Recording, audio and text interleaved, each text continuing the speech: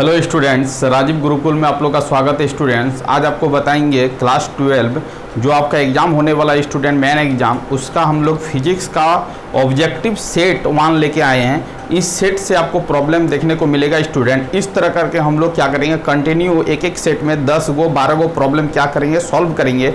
और आपका एग्जाम तक जो आपका एग्जाम में 35 नंबर का ऑब्जेक्टिव आता है स्टूडेंट, वो पूरा ऑब्जेक्टिव क्या हो जाएगा, आपका सॉल्व हो जाएगा। 35 में आप 35 ला सकते हो, बशर्ते आपको क्या करना है, डेली इस वीडियो को देखना है और आपको अपने कॉपी में नोट्स बनाना है। इस सब प्रॉब्लम का आंसर को क्या करना, प्रॉपर ढंग से तैयारी करना, याद रखना है। चलो देखते हैं, पहला प्रॉब्लम का सॉल्यूशन देखते हैं स्टूडेंट। ये आपका क्या है, आपका फिजिक्स का है, सॉल्व पेपर का सेट नंबर 1 है। ये आपका ऑब्जेक्टिव टाइप का क्वेश्चन है जो आपका एग्जाम में 35 नंबर का ऑब्जेक्टिव आएगा। चलो देखो, पहला प्रॉब्लम पूछ रहा है कि dimension formula of epsilon naught is, epsilon not का डायमेंशन फॉर्मूला क्या होगा। इस तरह का रिलेटेड प्रॉब्लम एक आएगा, श्योर 100% श्योर, याद रखो।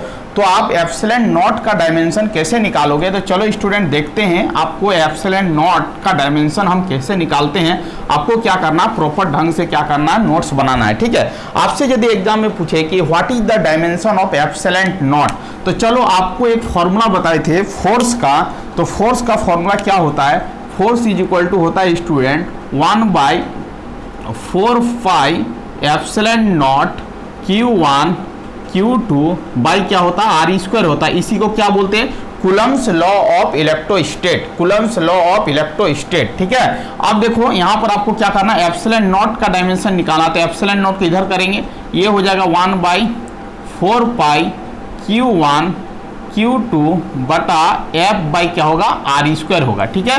अब देखो ये कांस्टेंट टर्म है तो इसका कुछ भी डायमेंशन नहीं होगा, इसको हटा लेना है। तो epsilon naught is equal to dimension में जो भाग लेगा Q1 Q2 F बाई क्या होगा स्टूडेंट, आर स्क्वायर होगा, ठीक है। चलो अब देखते हैं कि चार्ज का आपका डायमेंशन क्या होगा। तो I इक्वल टू क्या होता है, Q बाई क्या होता है, T होता है। तो हम लोग लिख सकते हैं I into T is equal to क्या लिख सकते हैं, Q। और I को यदि A से सूचित करेंगे और टाइम को T से सूचित करेंगे तो चार्ज का डायमेंशन क्या हो जाएगा स्टूडेंट, 80 हो जाएगा। क्या हो जाएगा, 80 हो जाएगा। आप लिख सकते हो कि चार्ज का जो डायमेंशन होगा वो आपका क्या हो जाएगा, 80 हो जाएगा। अब एप्सिलॉन नॉट का डायमेंशन निकालना है। चलो एप्सिलॉन नॉट का डायमेंशन हम निकाल के यहाँ पर बताते हैं कि एप्सिलॉन नॉट का डायमेंशन क्या होगा। अब देखो स्टूडेंट, चार्ज का क्या हो जाएगा, 80 हो जाएगा। चार्ज का डायमेंशन क्या हो जाएगा, 80 हो जाएगा। करंट को हम लोग A से सूचित करेंगे और टाइम को T से, तो 80 हो जाएगा। और एक चार्ज और है तो इसका मतलब 80 और आपका क्या हो जाएगा, 80 हो जाएगा, ठीक है।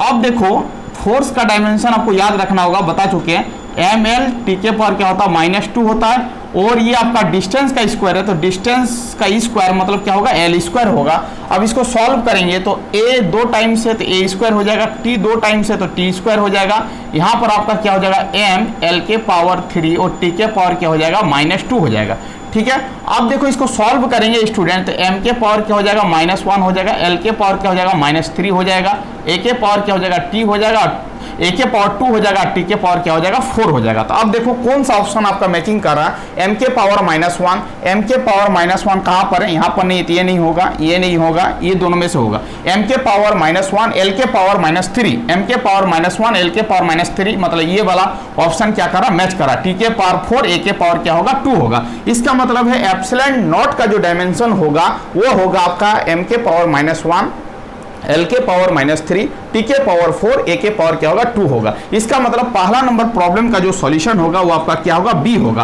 पहला नंबर का आंसर क्या होगा, B होगा, आपको याद रखना। चलो दूसरा नंबर प्रॉब्लम देखते हैं। According to Gauss law of electrostatics, Gauss law का आपका कौन सा फॉर्मूला है। तो आपको बताए थे कि गॉस लॉ में क्या होता है, the total electric flux passing through a close surface is equal to one by epsilon time total charge enclose by the surface. इसका मतलब ये वाला आपका क्या होगा, गॉस लॉ का क्या होगा, स्टेटमेंट होगा।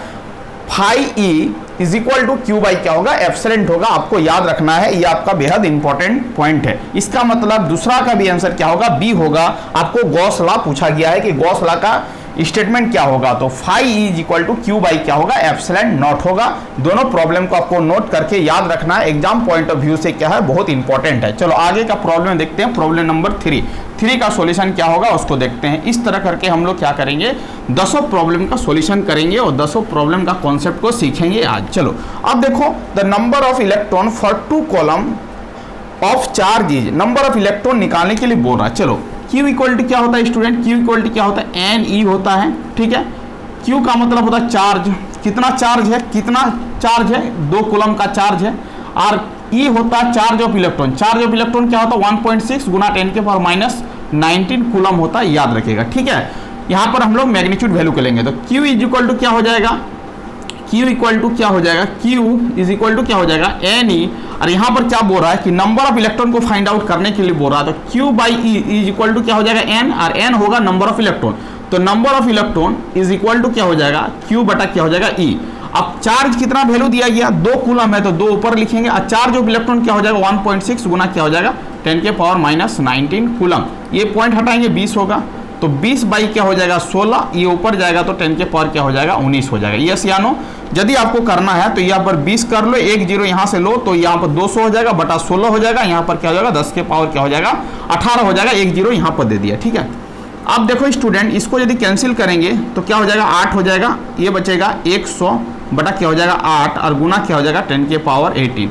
फिर 4 से काटेंगे, 4 दूगुने 8 और 4 25 अंक क्या हो जाएगा 100 हो जाएगा। 25 भागा 2 को करेंगे तो 12 पॉइंट क्या आ जाएगा 5, 12.5 गुना क्या हो जाएगा 10 के पावर क्या हो जाएगा 18, 12.5 गुना क्या हो जाएगा 10 के पावर क्या हो जाएगा 18, ठीक है। अब देखो आपको सॉल्व करना है, तो ये आपको सॉल्व करोगे तो इसको आपको क्या करना, मैचिंग करना, तो ये 1.25 लिखोगे, इसको छोटा कर रहे हैं, इसको क्या करेंगे बड़ा करेंगे तो 10 के पावर क्या हो जाएगा 19 हो जाएगा, क्योंकि एक पॉइंट इधर ला रहे हैं तो यहाँ पर 1 0 क्या करना होगा बढ़ाना होगा, तो 18 से क्या हो जाएगा 19 हो जाएगा, और ये पॉइंट आपका घिसक के इधर आ जाएगा, तो 1.25 गुना 10 के पावर क्या होगा 19 होगा। प्रॉब्लम का आंसर क्या हो जाएगा बी हो जाएगा, आपको याद रखना होगा।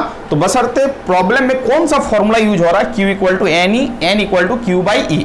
चार्ज दिया गया है आपका 2 कूलम और चार्ज ऑफ इलेक्ट्रॉन 1.6 गुना 10 के पावर -19, इसको सॉल्व कर लेना है, सॉल्व करके आपको मिलेगा 1.25 गुना 10 के पावर 19 नंबर ऑफ इलेक्ट्रॉन मिलेगा। इसका मतलब इस प्रॉब्लम का आंसर क्या हो जाएगा बी हो जाएगा, आपको याद रखना। चलो अब देखो प्रॉब्लम नंबर 4 का सॉल्यूशन बताते हैं कि प्रॉब्लम नंबर 4 का सॉल्यूशन क्या होगा। चलो आपको 3 नंबर समझ में आ गया, ये प्रॉब्लम बेहद इंपॉर्टेंट है, इस तरह का प्रॉब्लम आपको एग्जाम में देखने को मिलेगा, इसीलिए आपको क्या करना है इस तरह का प्रॉब्लम को रिवीजन करके जाना है। चलो अब देखो, if A distance between 2 plate of A parallel plate capacitor is half. अब देखो स्टूडेंट, कैपेसिटर का फॉर्मूला क्या होता है, C equal to epsilon A by क्या होता है D होता है, ठीक है।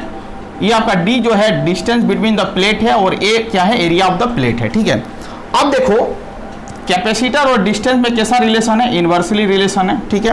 अब मेरे को बताओ, यहाँ से लिख सकते हैं C1 बटा C2 इज इक्वल टू क्या लिख सकते हैं D2 बटा क्या लिख सकते हैं D1 लिख सकते हैं। अब देखो C1 और बटा C2, अब देखो ये D2 है, अब डिस्टेंस को क्या कर दे रहा है आपको हाफ कर दे रहा है, इसका मतलब ये आपका क्या हो जाएगा D2 इज इक्वल टू क्या हो जाएगा D1/2 हो जाएगा, और ये आपका क्या हो जाएगा D1 हो जाएगा। तो C1/C2 इज इक्वल टू क्या हो जाएगा D1/2, और यहाँ पर हो जाएगा D1, ये कैंसिल हो जाएगा, तो C2 इज इक्वल टू क्या हो जाएगा 2 टाइम्स ऑफ हो जाएगा C1।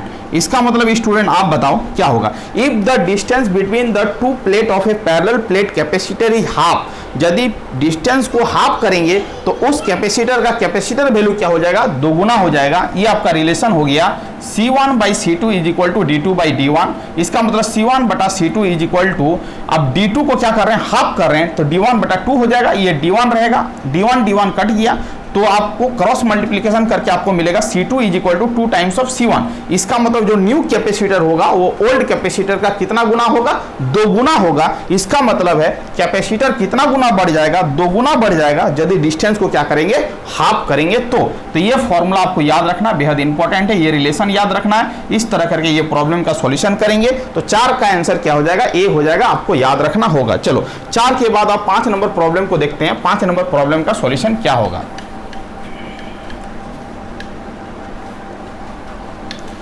अब देखो स्टूडेंट 5 नंबर क्या बोल रहा है, an electric potential at a point inside a charge spherical shell, मतलब the electric potential at a point inside a charge spherical shell is क्या होगा कांस्टेंट होगा, याद रखना है, ठीक है।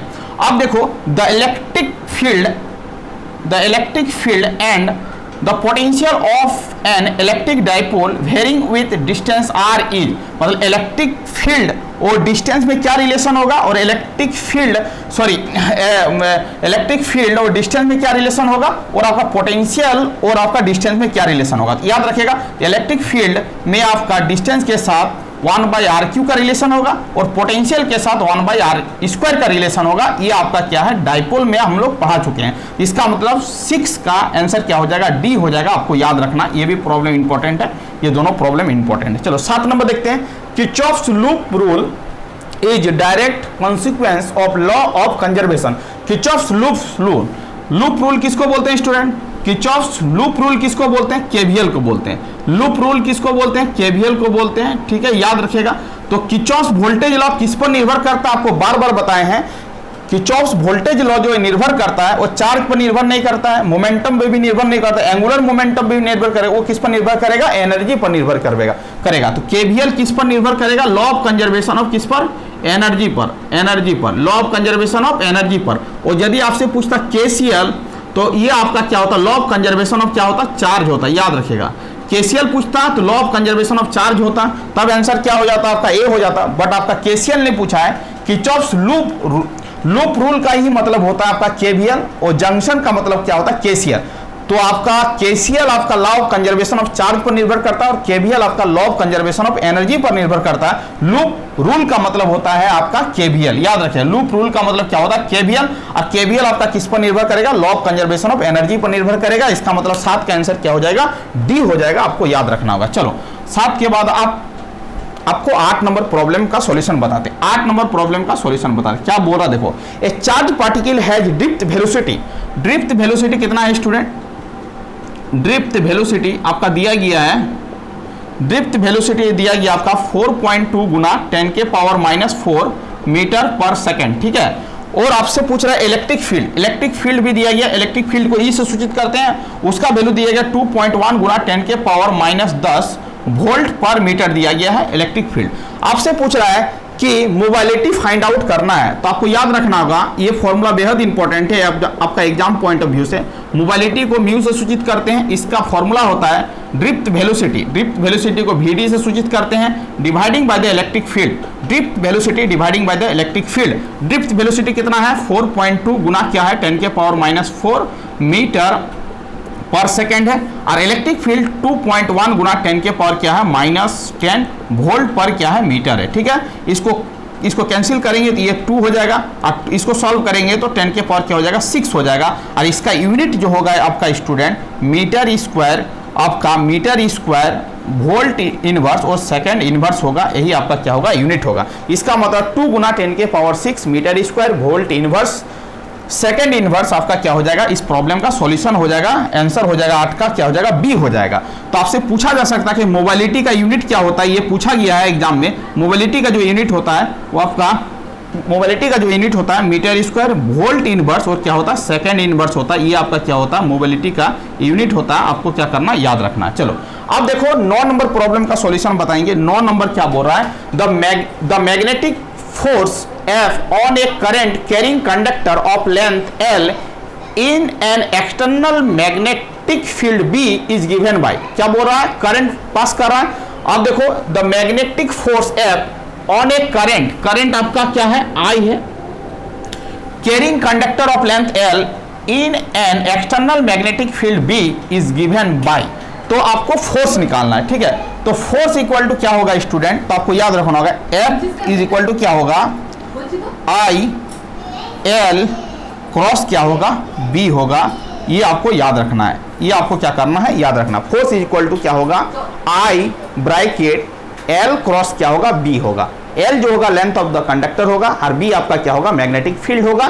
तो L क्रॉस B और I को से मल्टीप्लाई करोगे, ये आपका क्या होगा? फोर्स निकलेगा। ये बेहद इंपॉर्टेंट पॉइंट है, इसको आपको याद रखना होगा। तो I bracket L cross B, तो आंसर क्या हो जाएगा आपका? 9 का क्या हो जाएगा? C हो जाएगा। ये आपको याद रखना होगा, बेहद इंपॉर्टेंट है। फोर्स आपका क्या होता है? फोर्स का फॉर्मूला जो होगा, मैग्नेटिक फोर्स का जो फॉर्मूला होगा I bracket L cross B होगा, याद रखोगे। चलो आगे का प्रॉब्लम सॉल्व करते हैं, लास्ट का प्रॉब्लम। ठीक है, लास्ट वाला भी प्रॉब्लम बहुत इंपॉर्टेंट है, फॉर्मूला याद रखोगे, एग्जाम में आएगा। चलो अब देखो लास्ट वाला प्रॉब्लम को सॉल्यूशन करते हैं। क्या बोल रहा है, a circular coil of radius, circular coil है, उसका रेडियस कितना दिया गया 10 सेंटीमीटर दिया गया। 10 सेंटीमीटर को मीटर में कन्वर्ट करेंगे तो 10 गुना क्या हो जाएगा 10⁻⁻² मीटर हो जाएगा। आर का मतलब क्या होता है रेडियस, ठीक है। टन्स दिया गया आपका 100 टन्स दिया गया, ठीक है। अब देखो कैरिंग ए करंट, उस क्वाइल में जो करंट पास कर रहा है वो आपका 3.2 एम्पियर पास कर रहा है। कितना 3.2 एम्पियर, तो करंट आपका कितना है 3.2 एम्पियर है, ठीक है। चलो आगे चलते हैं। अब क्या बोल रहा था, magnetic field at the centre of the coil, magnetic field at the centre of the coil. तो magnetic field at the centre of the coil का फॉर्मूला होता है, इसको याद रखोगे, भूलोगे नहीं। Magnetic field very very important है। Magnetic field at the centre of the coil, ये याद रखना है, सेंटर ऑफ द क्वाइल याद रखिएगा। क्या होगा, मैग्नेटिक फील्ड को किससे सूचित करते हैं, बी से सूचित करते हैं। आपका फॉर्मूला हो जाएगा mu naught NI by 2 R, mu naught NI by 2 R, mu naught NI by 2 R याद रखेगा, mu naught NI by 2 R, mu naught NI by 2 R, ठीक है, याद रखेगा। अब देखो म्यू नॉट का वैल्यू फिक्स है 4 पाई गुना 10 के पावर क्या होता है -7 होता है, हेनरी पर मीटर होता है, याद रखेगा। नंबर ऑफ टर्न्स अवेलेबल है, यहां पर कैपिटल N है तो कैपिटल N लिख लो। नंबर ऑफ टर्न्स दिया गया, I दिया गया, R भी दिया गया। तो म्यू नॉट का वैल्यू क्या हो जाएगा 4 पाई गुना 10 के पावर -7 हो जाएगा। नंबर ऑफ टर्न्स कितना दिया गया 100 दिया गया। करंट आपका कितना 3.2 है बटा 2R, 2 और आपका क्या है R है, ठीक है। Mu naught NI by 2R, mu naught NI by 2R, mu naught NI by 2R। चलो अब देखो 2 और R का वैल्यू कितना है 10, और सेंटीमीटर में है तो सेंटीमीटर का क्या करेगा ये कन्वर्ट कर लेगा, ठीक है। अब देखो इसको कैंसिल करेगा तो क्या हो जाएगा 2 हो जाएगा। चलो 2 पाई होगा 3.2 हो जाएगा 2 पाई, ठीक है 3.2। इसको सॉल्व कर लेगा तो क्या हो जाएगा आपका 10 के पावर -5 हो जाएगा, 2 जीरो है -5, ये हो जाएगा 10 के पावर क्या हो जाएगा -1 हो जाएगा, ठीक है। अब देखो इसको सॉल्व कर लो, 2 पाई 3.14 गुना 3.2 और इसको सॉल्व करेगा तो 10 के पावर क्या हो जाएगा -4 हो जाएगा, 10 के पावर क्या हो जाएगा -4 हो जाएगा, ठीक है। अब देखो इसको सॉल्व कर लो, 32 दुगने क्या हो जाएगा 64, 6.4 गुना 314 गुना क्या हो जाएगा 10 के पावर क्या हो जाएगा -4 हो जाएगा, ठीक है। अब इसको गुना ही कर लेते हैं, चलो 364 गुना कर लेते हैं। 4 4 16, 4 1 5, 4 तिया 12, 4 6 24, 7 13 2, 6 2 8, 6 तिया 18, 6 9 8 2 10, 8 1 9, ओके 10 2, ठीक है। पॉइंट कितना जाएगा 1 2 3 पॉइंट के बाद 1 2 3, 3 के बाद आएगा तो 20 पॉइंट कितना हो जाएगा 20 पॉइंट, और ये अराउंड फिगर में 20.1 भी लिख सकते हैं, कोई दिक्कत नहीं। 20.1 गुना 10 के पावर क्या होगा -4 होगा, ठीक है। अब देखो 20 पॉइंट नहीं है तो थोड़ा सा सजा लेते हैं इसको, तो इसको पॉइंट को इधर घसकाएंगे तो 2.01 हो जाएगा। जब इसको घसकाएंगे इस पॉइंट को इधर से तो ये वाला क्या हो जाएगा बढ़ जाएगा, मतलब क्या हो जाएगा 1 पॉइंट घसका रहे हैं तो 10 के पावर -4 है, तो अब क्या हो जाएगा 1 पॉइंट घसकाने के बाद 10 के पावर क्या हो जाएगा -3 हो जाएगा। इसका मतलब इस प्रॉब्लम का आंसर हो जाएगा 2.01 गुना 10 के पावर -3 टेस्ला। इसका मतलब है इस प्रॉब्लम का आपका कॉन्सेप्ट ये याद रखना होगा। इसका फॉर्मूला क्या होता है, B = mu naught NI by 2R, mu naught NI by 2R, mu naught NI by 2R, mu naught NI by 2R, याद रखिएगा, बार बार बोल रहे हैं।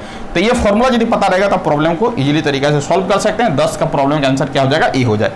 तो आपका क्लास 12 का फिजिक्स का सेट नंबर 1 था स्टूडेंट। ये 10 प्रॉब्लम आपका रामबाण साबित होगा एग्जाम के लिए। तो ये 10 प्रॉब्लम को क्या करना है, आंसर को याद कर लेना है और आपका फॉर्मूला को एकदम दिमाग में कंठस्थ करके बैठा लेना है। इस तरह का प्रॉब्लम आपका एग्जाम हॉल में 100% श्योर है देखने को मिलेगा।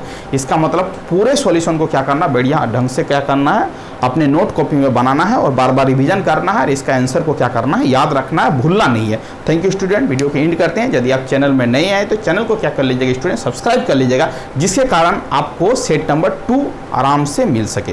Thank you student. Vande Mataram.